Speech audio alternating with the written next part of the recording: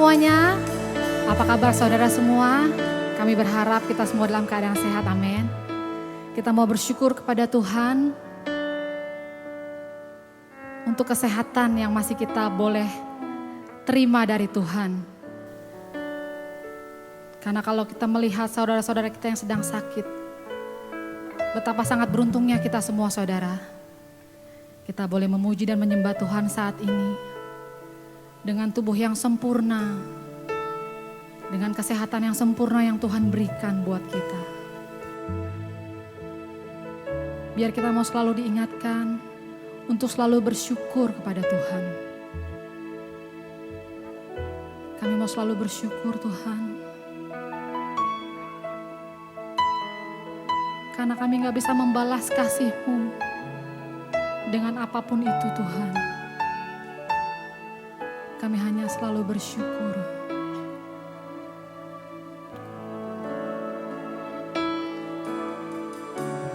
Dengan apa ku membalas kasih-Mu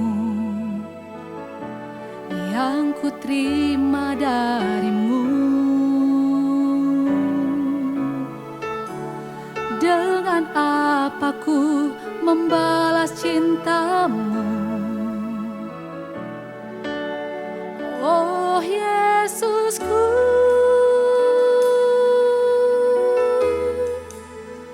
ku mau selalu bersyukur, selalu bersyukur. Kau Tuhan yang setia, yang selalu menopang. Ku mau selalu bersyukur, selalu bersyukur. Bapakku yang setia.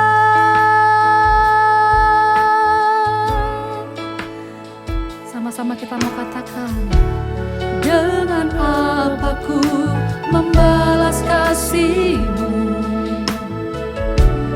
yang ku terima dari-Mu?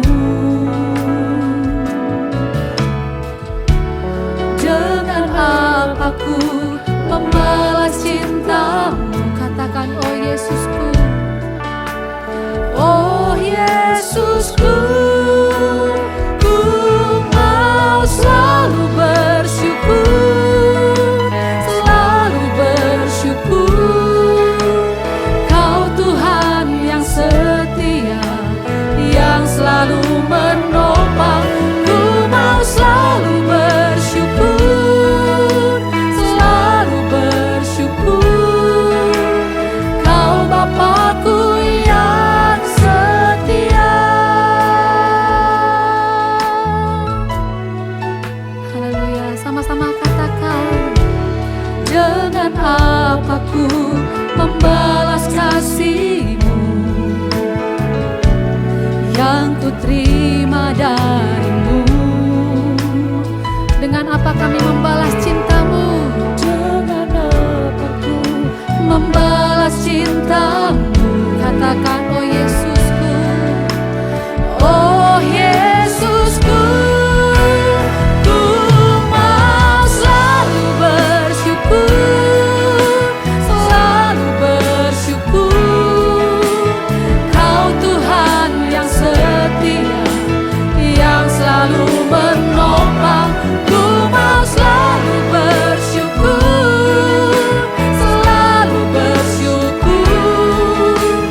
Kau Bapakku yang setia. Katakan, ku mau selalu bersyukur, selalu bersyukur. Kau Tuhan yang setia, yang selalu menopang. Ku mau selalu bersyukur, selalu bersyukur. Kau Bapakku yang setia. Kami bersyukur Tuhan, dan kami mau selalu bersyukur buat kebaikan-Mu dalam kehidupan kami. Haleluya. Mari angkat suaramu di hadapan Tuhan. Mari ucapkan syukur kita di hadapan Tuhan. Haleluya. bersyukur buat kebaikan-Mu Tuhan. Haleluya. Terima kasih Tuhan. Terima kasih buat kebaikan-Mu. Kami bersyukur. Kami bersyukur. Berjuta ucapan terima kasih kami di hadapan-Mu. Gak akan pernah habis kata-kata kami Tuhan untuk menyatakan kebaikan-Mu. Haleluya. Haleluya. Mengangkat tangan bagi-Mu, mengucap syukur. Haleluya. Terima kasih Tuhan. Engkau baik. Engkau baik Tuhan. Engkau baik Yesus. Haleluya. Haleluya. Ini kami anakmu. Kami datang di hadapan-Mu, mengucap syukur. Haleluya. Terima kasih. Haleluya. Engkau baik Tuhan. Besar setiamu, besar cinta-Mu buat kami. Haleluya. Terima kasih Tuhan. Terima kasih Yesus buat kebaikan-Mu, buat cinta kasih-Mu bagi kami Tuhan. Haleluya. Haleluya. Kami mau katakan, kami mau selalu bersyukur. Ku mau selalu bersyukur. Mari angkat tangan kita di hadapan Tuhan. Kita mau bersyukur kepada Tuhan. Kau Bapa yang setia, yang selalu menopang kami. Ku mau selalu bersyukur, selalu bersyukur.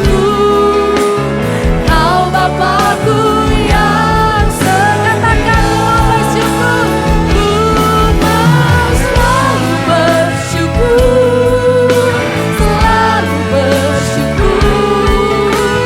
Kau Tuhan yang setia, yang selalu menopang. Ku mau selalu bersyukur, selalu bersyukur.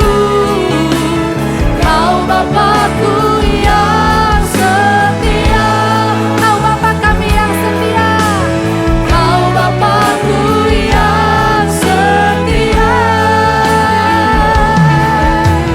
Kau Bapa-Ku yang setia. Ini ucapan syukur kami. Haleluya. Kita mau katakan, ku mau selalu bersyukur, selalu bersyukur. Kau Tuhan yang setia, yang selalu menopang. Ku mau selalu bersyukur, selalu bersyukur. Kau Bapa-Ku yang setia.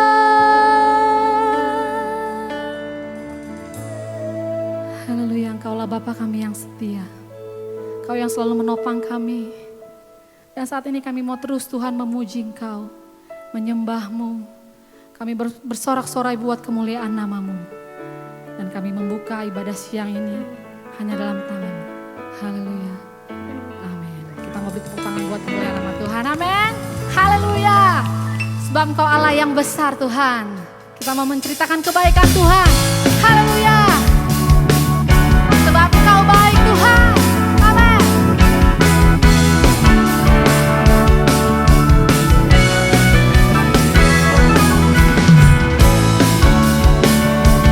Di antara segala bangsa, kami mau menceritakan kasih-Mu lewat kehidupan kami Tuhan. Haleluya. Sama-sama katakan. Ceritakanlah kemuliaan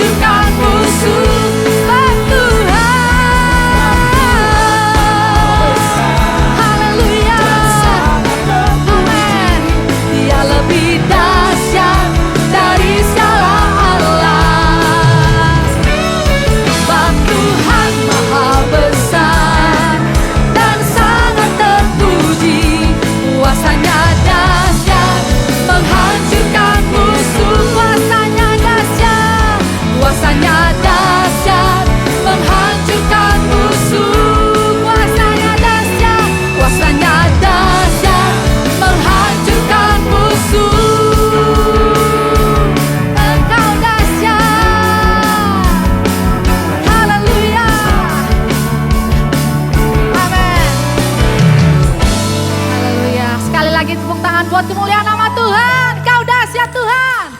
Amin. Saat ini kami mau terus mendekat di hadapan-Mu, di hadirat-Mu Tuhan. Kami mau lebih lagi mengenal-Mu. Dan satu hal kami percaya, Engkau terlebih mengenal kami Tuhan. Engkau terlebih mengenal pribadi kami. Engkau terlebih lagi memahami pribadi kami. Haleluya. Inilah kerinduan kami, supaya Engkau mengenal kami Tuhan. Haleluya. Hanya dekat kasih-Mu Tuhan.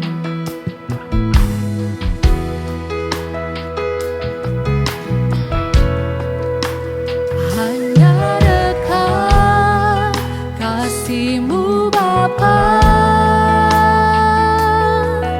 Jiwaku pun tentram. Sama-sama katakan, Engkau menerimaku dengan sepenuhnya. Walau dunia melihat rupa,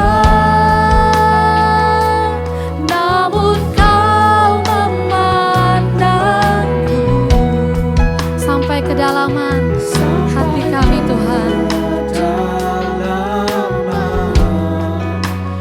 Hatiku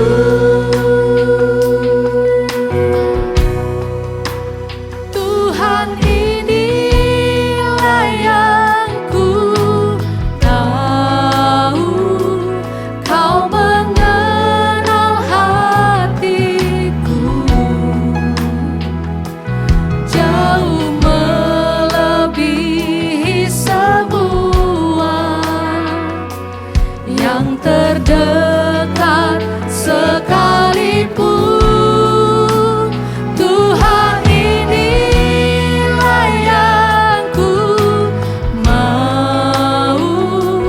Kau menjaga hatiku supaya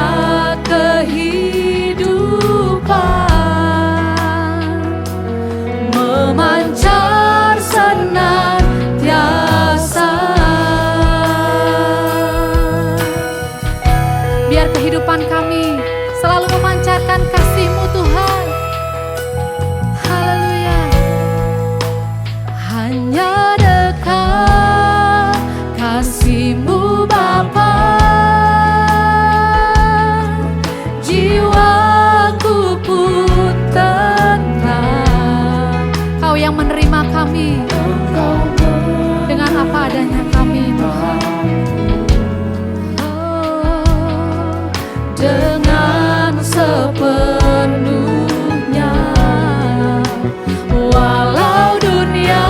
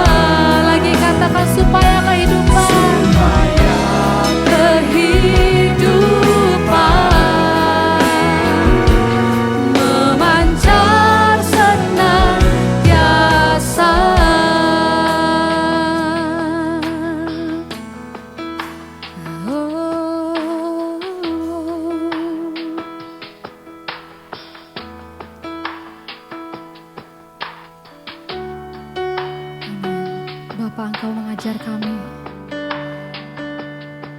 Ajar kami terus Tuhan, agar kami memahami isi firman-Mu. Dan kami mampu melakukan firman-Mu dalam hidup kami. Kami mau terus belajar Tuhan. Haleluya.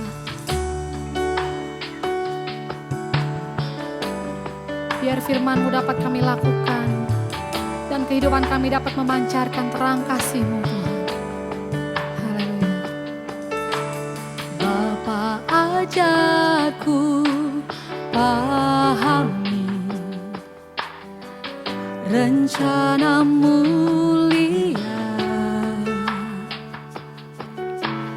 Bapa inginkan aku menjadi rancangan semula,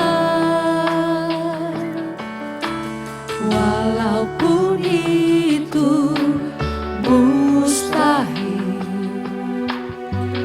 dengan kekuatanku, tapi tiada yang mustahil, apapun bagimu. Katakan Roh Kudus, Roh Kudus dalamku, Kau meteraikan, pimpin ke dalam seluruh kebenaran. Kuasa firman-Mu membuka mataku, agar aku mengerti kehendak-Mu. Dalam segala hal Bapa-Ku turut bekerja, supaya aku jadi sempurna. Haleluya. Sama-sama kita mau katakan, Bapa ajarku pahami. Haleluya. Bapa ajarku pahami rencana mulia. Bapa inginkan aku menjadi rancangan yang semula. Rancangan semula. Walaupun itu mustahil dengan kekuatanku, tapi tiada yang mustahil bagimu, yang mustahil, apapun bagimu.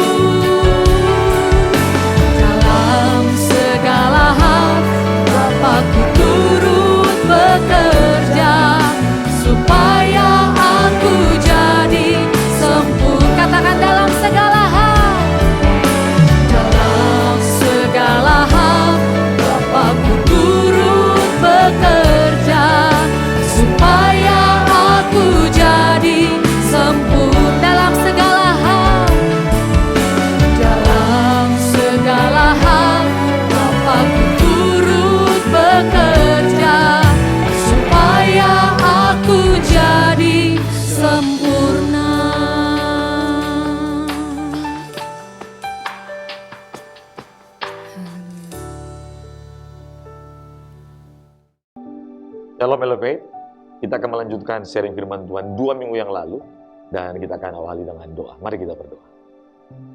Bapa, terima kasih buat kesempatan yang Tuhan berikan kepada kami untuk beribadah dan mendengarkan kebenaran firman. Hamba mohon Engkau menyampaikan isi hati Bapa kepada kami pada sore hari ini, dan kami bisa mengerti apa yang harus kami lakukan untuk memiliki kehidupan yang berkenan di hati Tuhan, untuk bisa menaklukkan setiap umpan iblis yang terus-menerus menyerang kami. Bapa, hamba mohon isi hati Bapa disampaikan. Roh Kudus bantu hamba. Berbicaralah Bapa. Lawat di setiap rumah kami, di setiap tempat di mana kami mengikuti ibadah ini.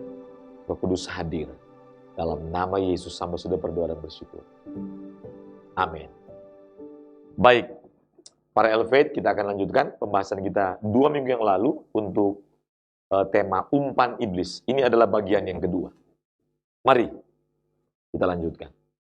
Setiap manusia telah menjadi sasaran iblis sejak manusia pertama Adam dan Hawa. Dari manusia pertama sampai manusia di zaman sekarang, di zaman kita, itu menjadi sasaran iblis.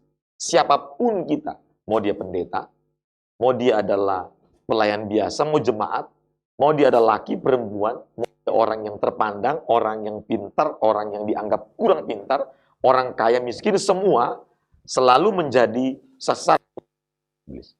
Nah, sejak kejatuhannya, iblis mencari mangsa untuk menjadi makanannya. Ini fakta yang fakta kehidupan dan seharusnya menjadi perhatian kita.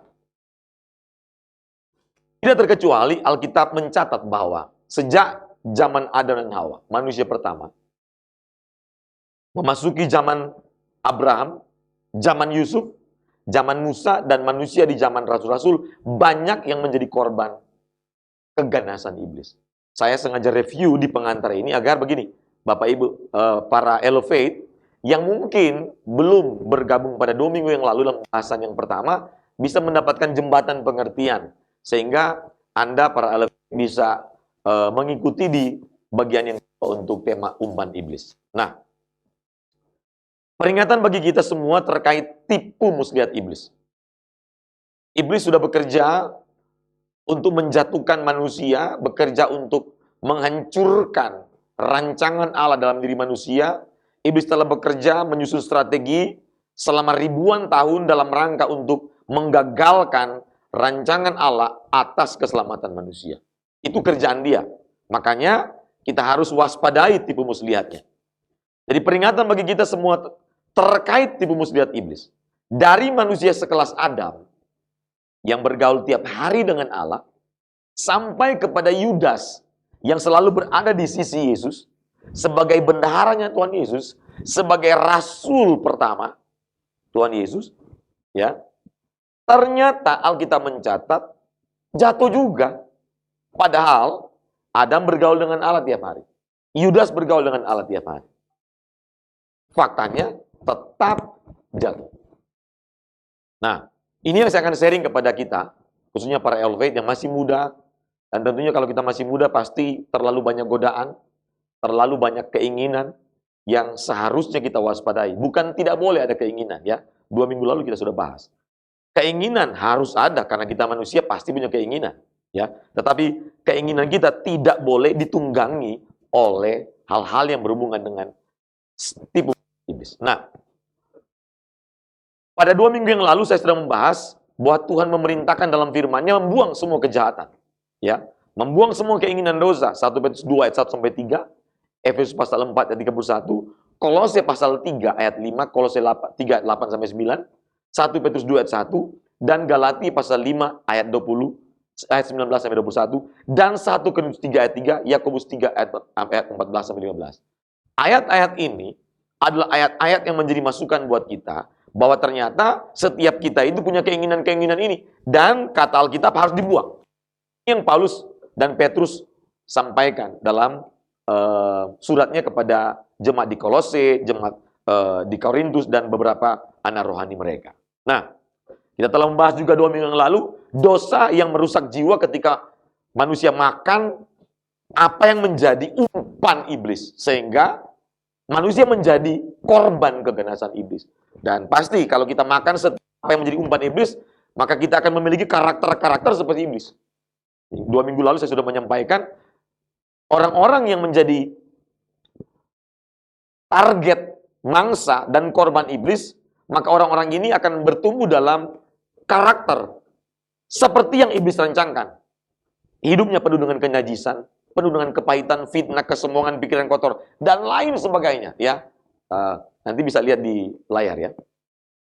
Nah, sekarang kita masuk pada pembahasan cara iblis melancarkan umpannya. Ya, cara iblis melancarkan umpannya seperti apa sih? Nah, mari kita belajar dalam Kejadian pasal 3 ayat 1 sampai 5. Nah, ini pelajaran penting sekali. Adapun ular ialah yang paling cerdik dari segala binatang, ya, di darat yang dijadikan oleh Tuhan Allah.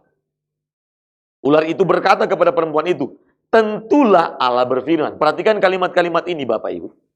Tentulah Allah berfirman, semua pohon dalam taman ini jangan kamu makan buahnya. Bukan, nah dia penekanan lagi. Jangan kamu makan buahnya, bukan. Ya. Nah, lalu sahut perempuan itu kepada ular itu, buah pohon-pohonan dalam taman ini boleh kami makan. Tetapi tentang buah pohon yang ada di tengah-tengah taman, Allah berfirman, jangan kamu makan ataupun raba buah itu. Nanti kamu mati. Itu kata Hawa merespon tawaran, merespon godaan, rayuan dari iblis. Nah, ayat 4 dari Kejadian pasal 3. Tetapi ular itu berkata kepada perempuan itu, ular atau iblis tidak pernah kehilangan akal untuk menjatuhkan manusia. Catat itu. Sekali-kali kamu tidak akan mati. Bayangkan, iblis meyakinkan Hawa, kalau kamu makan, kamu tidak akan mati. Nah, coba lihat apa yang dilakukan. Apa isi kalimat-kalimat rayuannya. Perhatikan. Iblis lanjut ngomong, tetapi Allah mengetahui. Nah, ini dia mulai mengganggu nih. Tetapi Allah mengetahui bahwa pada waktu kamu memakannya, matamu akan terbuka. Dan kamu akan menjadi seperti Allah, tahu tentang yang baik dan yang jahat. Iblis berusaha menggoyang keinginan dan logika Hawa untuk membangun satu imajinasi keinginan yang bertumbuh dalam imajinasi pasti, bahwa kalau kamu nanti makan buah itu, kamu akan mengetahui dan menjadi sama seperti Allah. Kamu tahu mana yang baik dan jahat. Ya. Nah, mari kita bedah kalimat ini. Kalimat tentulah Allah berfirman. Maksudnya apa sih? Nah, mari kita lihat. Kalimat ini adalah senjata pamungkas iblis untuk meyakinkan Hawa bahwa iblis mengerti apa yang dilarang. Hawa mau ngomong begitu, dia mau ngomong, iblis sudah tahu. Iblis lebih tahu dari Hawa. Itu maksudnya ya. Karena dengan demikian Hawa memiliki dasar untuk percaya kepada iblis.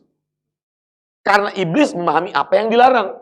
Contoh misalnya kita, kalau orang memberikan keyakinan, menjelaskan kepada kita, tapi dia tidak tahu, kita tidak mungkin percaya. Betul?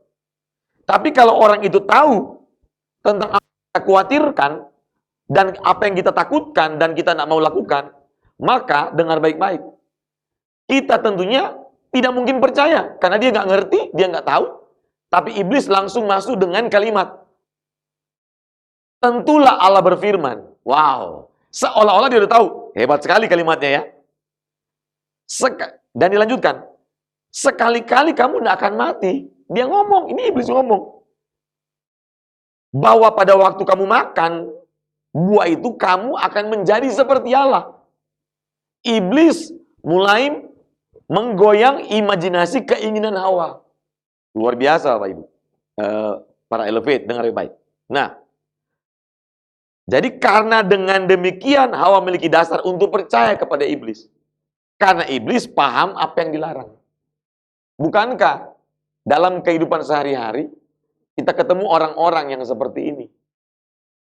Untuk mempengaruhi kita melakukan hal-hal apa yang dia inginkan, dia pasti akan menunjukkan bahwa dia tahu apa yang kita khawatirkan, apa yang kita takuti, dan apa yang kita inginkan. Ya, dia berusaha meyakinkan, dan itu strategi iblis menaklukkan Hawa. Ya, mari kita lanjutkan. Kalimat itu juga berarti, jadi iblis berhasil menggambarkan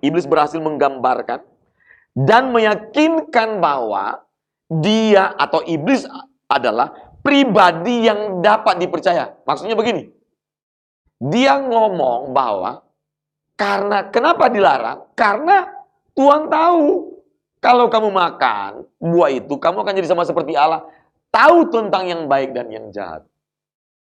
Iblis masuk kepada keinginan Hawa. Luar biasa ya. Nah, lalu kalimat yang berikutnya, sekali-kali kamu tidak akan mati. Apa maksudnya? Mari kita bahas. Lanjut. Nah, kalimat ini bermaksud, klik lagi, menjawab ketakutan dan kecemasan manusia pertama, bahwa kalau mereka makan, mereka mati. Itu maksudnya. Jadi iblis menjawab ketakutan mereka, kecemasan, hasil dari apa yang mereka dengar dari Tuhan. Wah, ini memang cerdas ini iblis ini, ya. Berikutnya, kalimat sekali-kali kamu tidak akan mati bermaksud hal ini menunjukkan bahwa Hawa tidak makan, bukan. Jadi Hawa itu sebenarnya, kalau kita melihat, setelah kita lihat keseluruhan cerita, Hawa tidak makan buah bukan karena takut kepada Tuhan, bukan karena taat kepada Tuhan, tapi karena takut konsekuensi dari dampak akibat makan buah tersebut. Makanya iblis tahu Hawa ini takut makan bukan karena taat sebenarnya. Karena apa? Alkitab mencatat dia tiap hari lihat terus. Dia melihat buah itu, penasaran. Karena dalam diri manusia ada jiwa. Jiwa itu di dalamnya ada pikiran, ada perasaan, dan di dalamnya ada keinginan. Nah, keinginan ini yang sering ditunggangi oleh iblis. Maka kita harus hati-hati. Ya. Nah, Allah mengetahui, nah kata-kata iblis yang berhasil menentukan pikiran dan hati manusia. Allah mengetahui bahwa pada waktu kamu makannya, ini kalimatnya iblis. Matamu akan terbuka, dan kamu akan menjadi sama seperti Allah. Tahu tentang yang baik dan yang jahat. Ini kalimat apa kira-kira, Bapak Ibu? Ini adalah kalimat provokatif. Klik lagi. Dan mengadu domba Hawa dengan Tuhan. Jadi ini kalimat provokatif. Iblis mengadu domba secara halus, tidak terasa, tidak kelihatan, tidak kasar. Hawa tidak merasa, tidak mencurigai bahwa iblis itu mengadu domba. Dia tidak mengerti. Kenapa? Iblis langsung masuk ke keinginan Hawa. Iblis langsung masuk kepada apa yang ditakuti Hawa. Apa yang dicemaskan Hawa. Apa yang dikhawatirkan Hawa. Hebat. Ini hebat. Ya. Nah, membuat Hawa mencurigai Tuhan. Kalimat-kalimat iblis itu memang kalimat-kalimatnya bukan tanpa strategi, bukan tanpa tujuan. Dia menyusunnya dengan begitu apik, begitu hebat, sistematis, dan strategis masif luar biasa. Sehingga ketika Hawa mendengar kalimat demi kalimat, menjawab kekhawatirannya, menjawab ketakutannya, menjawab keinginannya, membangun imajinasi baru dalam diri Hawa, pikiran Hawa, ya. Sehingga ketika Hawa mulai memahami apa yang dimaksud iblis, bukan dimaksud Tuhan loh. Maka Hawa dengan sendiri telah tergiring untuk mengikuti agenda iblis dalam rangka membuat bagaimana manusia pertama Hawa ini bisa mencurigai Allah dan bisa melakukan pemberontakan. Karena pemberontakan itu nggak semalam, tidak 2 malam, tidak seminggu. Ini ada proses, Bapak, para elevate, ada proses semuanya. Ya. Nah, arti kalimat yang berikutnya lagi adalah akhirnya Hawa lebih percaya kepada iblis. Benih iblis bertumbuh dalam keinginan Hawa.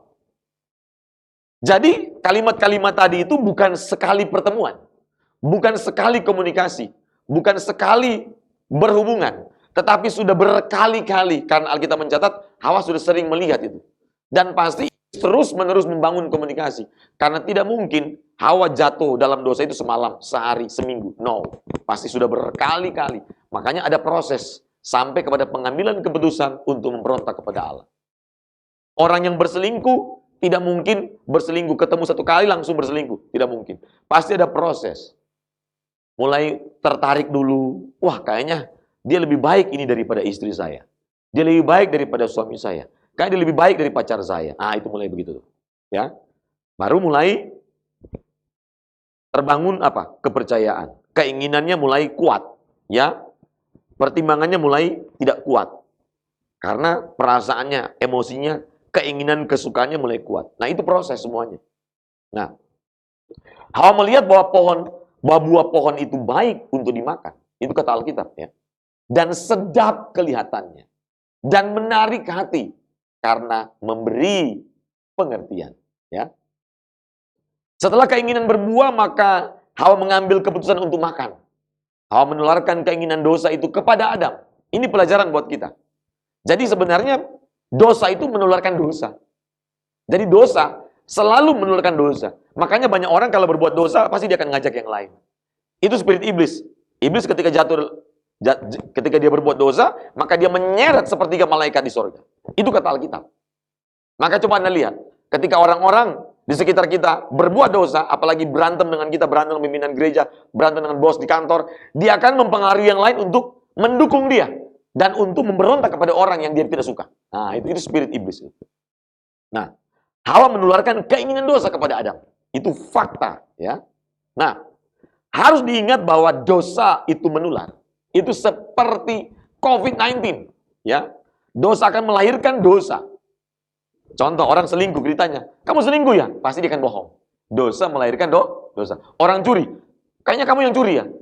Lah, enggak, kamu asal tuduh aja kamu. Nah, semua orang, rata-rata, orang kalau berbuat dosa, dia akan memproteksi dirinya, dia akan membela dirinya. Dan akhirnya berbohong, akhirnya dosa melahirkan dosa. Ya.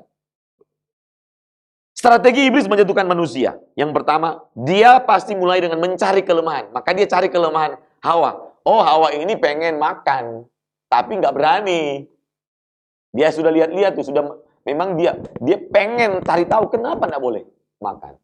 Dia pengen makan sebenarnya, bukan dia takut makan bukan karena dia taat. Dia tidak mau makan bukan karena dia taat, tetapi karena dia tahu itu ada konsekuensinya. Maka iblis menjawab kekhawatirannya, iblis menjawab ketakutannya. Konsekuensi ini sebenarnya konsekuensi positif buat kamu. Wah, hebat ini iblis, ya. Jadi mulai masuk iblis untuk menjatuhkan kita, dia cari kelemahan kita. Apa kelemahan kita? Setiap kita punya kelemahan. Saya punya kelemahan. Saya sombong. Saya ingin mencari popularitas. Makanya iblis masuk di situ. Dan puji Tuhan saya paham. Saya kenali kelemahan saya. Nah, kita harus tahu kelemahan kita agar tidak bisa menjadi bulan-bulanan oleh iblis. Setiap orang percaya harus mengerti kelemahannya apa. Makanya Raja Daud memberikan contoh kepada kita, selidikilah aku, ya Allah. Selidikilah batinku dan hati. Untuk apa? Mengevaluasi, mengidentifikasi, mendiagnosis kelemahan saya apa. Saya harus keluarin, ya. Harus dikeluarkan semua. Kelemahan, monster-monster kita harus dikeluarin, ya. Nah, iblis selalu mencari kelemahan, maka kita harus kenali kelemahan kita apa. Yang kedua, iblis menggunakan media. Untuk apa? Menaklukkan keinginan kita. Untuk apa? Untuk jawab keinginan kita. Karena dalam jiwa kita ada pikiran, ada perasaan, ada kehendak, ada keinginan. Dan berikutnya dia mengubah dan mencuri kebenaran. Jadi kebenaran-kebenaran yang kita dapat diubah sama dia. Dan itu terjadi pada Hawa. Kebenaran yang Hawa terima dari Allah, iblis ubah. Makanya iblis adalah raja hoax. Hoax pertama itu di Taman Eden. Maka ketika hoax pertama terjadi, Anda lihat, ini akibatnya fatal. Ternyata Hawa langsung percaya kepada iblis. Akhirnya ketika dia percaya, dia mengambil keputusan untuk berontak kepada Allah. Dampaknya adalah manusia pertama berbuat dosa, terkena korban hoax pertama di Taman Eden. Semua manusia itu jatuh dalam dosa. Semua manusia itu berdosa. Itu kata Roma 3:23. Ya. Itu konsekuensinya. Iblis menggoyang logika untuk tidak percaya kepada kebenaran. Iblis menggoyang logika.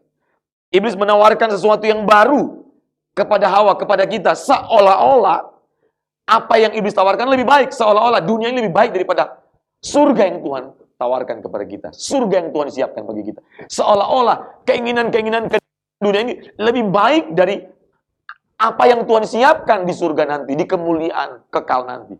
Waduh, pinter sekali dia. Ya.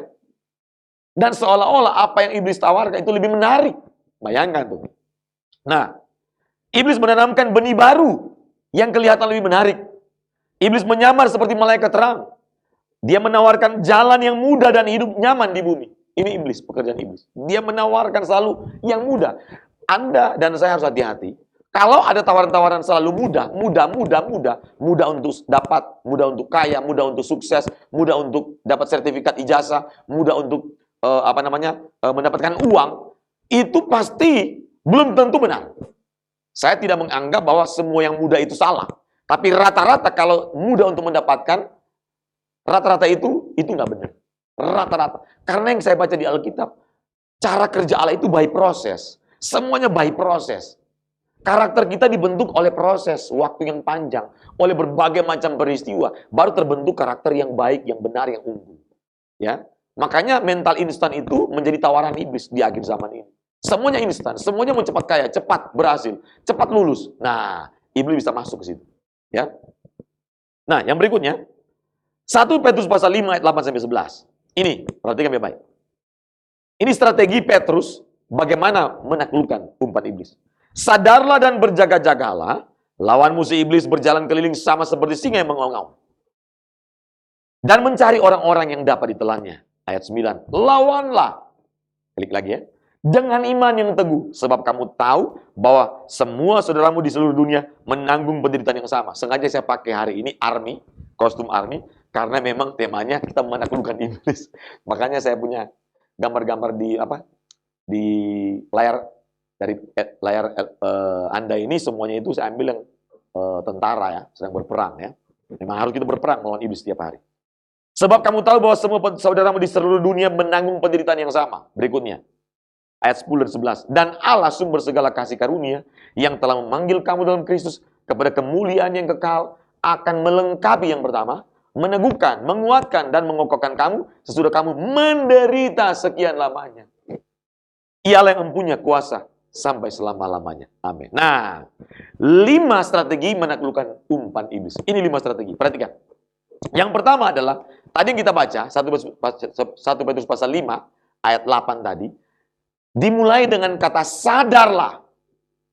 Berjaga-jaga yang kedua. Jadi pertama sadarlah. Jadi kita harus betul-betul pastikan bahwa kita selalu dalam posisi sadar. Pikiran kita harus posisi sadar. Batin kita, nurani kita, hati kita selalu dalam posisi sadar. Untuk selalu hidup di dalam kehendak Allah. Berjaga-jaga. Yang kedua. Setelah sadar, berjaga-jaga. Ya. Yang ketiga, lawan iblis. Ini apa yang dikatakan Alkitab, bukan saya ya. Yang keempat, jangan beri kesempatan. Ya.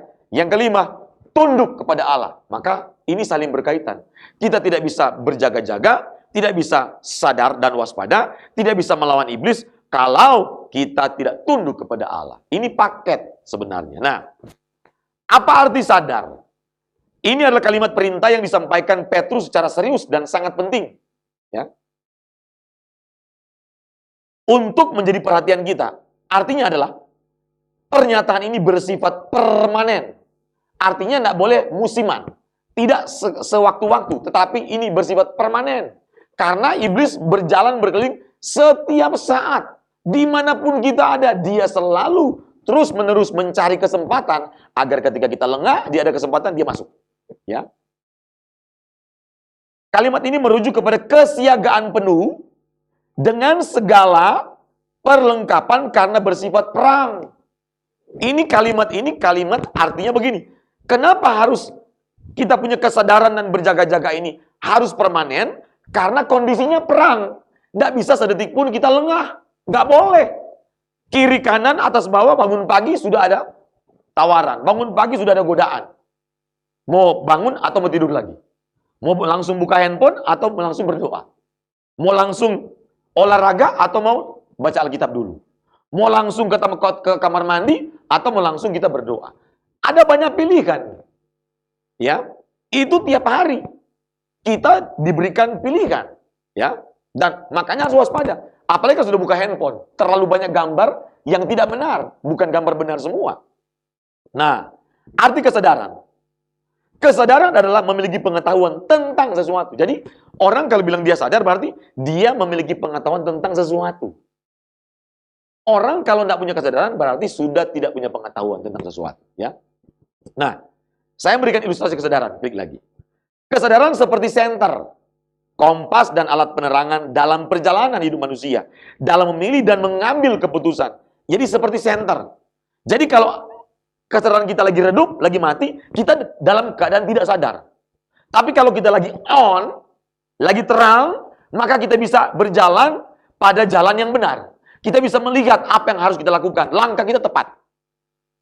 Keputusan kita tepat. Jadi kesadaran seperti senter ya. Dia akan menerangi dalam perjalanan hidup kita. Maka penting kesadaran. Nah, kesadaran adalah keadaan menyadari sesuatu dan ini dapat dianggap sebagai jenis definisi yang lebih spiritual. Jadi ini adalah satu kesiagaan, satu kesadaran penuh secara holistik bahwa seseorang kalau bilang dia dalam keadaan sadar, dia tahu apa yang harus dilakukan. Kalau kita dalam kekristenan, kita tahu apa yang menjadi kehendak Allah. Kita tahu apa yang baik, apa yang berkenan, apa yang sempurna. Kita tahu apa yang Tuhan kehendaki. Ini yang Tuhan kehendaki atau tidak. Kita tahu pasti. Ya. Dari semua kesadaran dalam diri manusia, kesadaran spiritual menjadi yang paling penting dari semua kesadaran. Lanjut. Berarti kalau ada kesadaran, ada namanya keadaan tidak sadar. Arti tidak sadar tidak insaf. Hidup yang tragis, kondisi tragis manusia bukan ketika seseorang berada di IGD karena COVID-19. Bukan seseorang berada di kamar operasi karena kritis. Mengidap penyakit berat. Bukan. Kondisi kritis, kondisi tragis manusia ketika kita berada dalam ketidaksadaran padahal kita sedang melakukan dosa, kejahatan, melakukan berbagai macam hal yang tidak dikehendaki Allah dan kita tidak sadar dan tidak punya kemampuan untuk memperbaiki dan bertobat. Itulah hidup yang tragis bagi manusia. Bukan ketika kita di IGD kena COVID, bukan. Tidak sadar itu artinya tidak ingat kembali, tidak siuman, tidak bangun, ya, itu artinya. Ketidakmampuan untuk insaf itu arti tidak sadar dari keadaan, ya. Nah, lanjut. Manusia dibangun oleh 3 komponen. Ada roh, jiwa, dan tubuh. Perhatikan Bapak Ibu, para Elevate. Nah, kesadaran itu ada dalam jiwa dan roh kita. Ya, kesadaran ada dalam jiwa. Manusia memiliki kesadaran karena memiliki jiwa. Dan ini berhubungan dengan tanggung jawab. Ini berhubungan dengan respon kita. Yang namanya kesadaran itu adalah urusan kita. Bagaimana kita bertanggung jawab, makanya Petrus bilang, kamu harus sadar. Kamu harus berjaga-jaga. Berarti apa? Tanggung jawab kita. Ya, Tuhan berikan firman, agar dengan firman yang kita baca, kita mendapatkan manfaat. 2 Timotius 3, 16-17. Firman Tuhan bermanfaat untuk mengajar, menyatakan kesalahan, perbaiki kelakuan, dan didik orang dalam kebenaran. Berarti kita akan tahu dan memiliki kesadaran kalau kita membaca firman, kalau kita merenungkan firman. Karena arti kesadaran kita memiliki pengetahuan tentang sesuatu. Tentang apa? Tentang hidup kekal. Tentang bagaimana hidup berkenan di hadapan Allah. Tentang bagaimana kita melakukan kehendak Allah. Bagaimana hidup yang selalu betul-betul bisa menaklukkan semua umpan iblis yang terus-menerus menyerang saya dan saudara. Ya. Pertemuan roh dan tubuh menghasilkan jiwa manusia. Jiwa inilah kesadaran kita. Maka kita harus urus, harus rawat baik-baik. Dan jiwa manusia, makanan yang paling penting dan satu-satunya yang dapat menyehatkan jiwa kita adalah firman Allah. Makanya para Elevate harus rajin baca Alkitab. Rajin merenungkan firman. Rajin memperkatakan firman. Rajin untuk berkomunitas, hadir di home. Untuk ikut sharing firman Tuhan. Agar bisa mendapatkan banyak masukan kebenaran. Sehingga kita terus dalam kesadaran, kewaspadaan, kesiagaan. Selalu siaga, waspada, agar kita tahu bagaimana iblis terus merencanakan menghancurkan kita dengan berbagai macam umpannya. Sehingga kita tahu, kita sadar, kita tidak bisa menjadi korban keganasan iblis. Kita tahu bagaimana menaklukkan iblis, yaitu dengan apa? Sadar. Yang kedua, berjaga-jaga. Yang ketiga adalah harus lawan. Yang keempat, tidak beri kesempatan.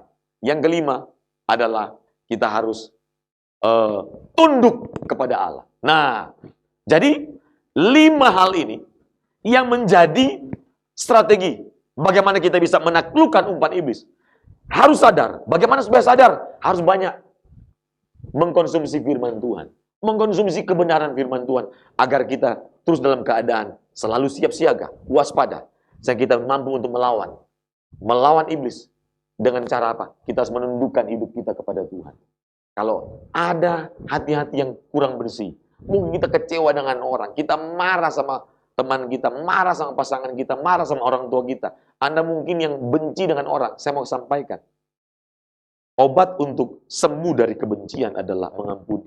Tidak ada apotek apapun yang menjual obat untuk menyembuhkan jiwa, hati yang rusak, yang sakit oleh karena kebencian. Dan tidak ada orang yang hidup dalam kebencian, hidup damai. Maka orang yang hidup dalam kebencian itu menjadi makanan iblis. Maka solusinya adalah lepaskan pengampunan. Ampuni orang yang membenci kita. Karena kebencian merusak jiwa.